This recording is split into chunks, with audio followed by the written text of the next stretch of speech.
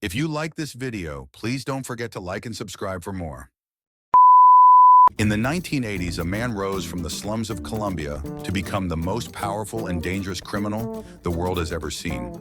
His name was Pablo Escobar, and his empire was built on blood, cocaine, and an insatiable thirst for power. Escobar didn't just deal drugs. He dominated the global cocaine trade, controlling 80% of the world's supply at the peak of his power. He was worth an estimated $30 billion by the early 90s, more than some countries' entire GDP. But how did one man accumulate so much wealth and power? What was the price of his empire? Escobar's Hacienda Nápoles in Colombia was a symbol of his wealth and influence. The compound was more like a private kingdom, complete with a zoo, private airstrip, and even a bullfighting ring. He wasn't just a criminal, he was a larger-than-life figure, often compared to a king or god. But it wasn't just the money that made Escobar so dangerous. It was his ruthless determination to control everything. His cartel, the Medellin cartel, was responsible for shipping tons of cocaine into the United States, generating billions of dollars in the process. Every day he made so much money, they had to store it in warehouses and bury it in fields. But power always comes at a cost. Escobar didn't just use money, he used violence to maintain control. In the 1980s, he was responsible for over 4,000 deaths, including politicians, police officers, and innocent civilians. He bombed buildings, assassinated rivals, and even declared a war on the state.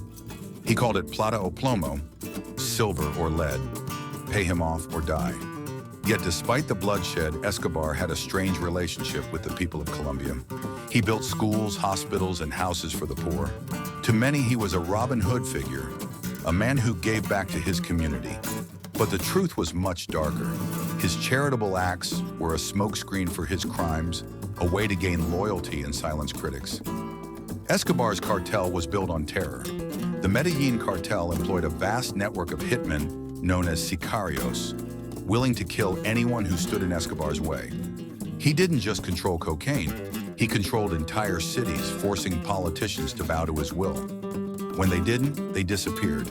But Escobar's reign wouldn't last forever. As his empire grew, so did the efforts to take him down. The Colombian government, with help from the United States, launched a relentless campaign to capture him. Despite his enormous wealth and influence, Escobar was ultimately hunted down like an animal.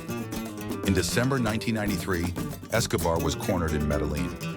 After a bloody manhunt, he was shot and killed on the roof of a house.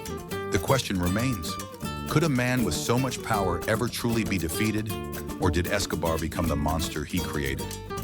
Pablo Escobar, his story is far from over. In death, he continues to haunt Colombia, his empire, and the world. His name is still whispered in the streets, his legend still alive.